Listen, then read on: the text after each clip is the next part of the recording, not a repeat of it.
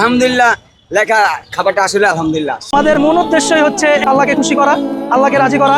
আল্লাহ তাআলা আমাদের দ্বারা এই আয়োজন করার সুযোগ দিছে, আমরা এতে সন্তুষ্ট আলহামদুলিল্লাহ। কেউ সৌদি আরবে, কেউ দুবাইতে, কেউ ইটালিতে, বিভিন্ন কান্ট্রিতে আমাদের কিছু বন্ধু আছে, প্রবাসী বন্ধুরা। ওদের ধারায়, ওদের মাধ্যমে আজকে আমাদের এই আয়োজন। এর আগেও আরো কয়েকটা আয়োজন করছি। আমরা অনেক মানুষের পাশে দাঁড়াইছি। আমরা চেষ্টা করি সর্বদা গরিব দুঃখী মানুষের পাশে দাঁড়ানো।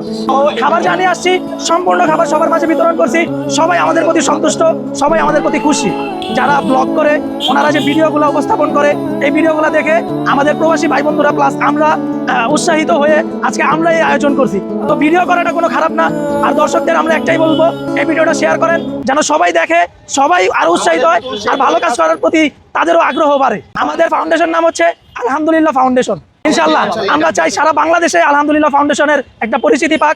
আমরা সারা বাংলাদেশের গরিব দুঃখী অসহায় মানুষের পাশে থাকতে চাই, সর্বদা, সব সময়।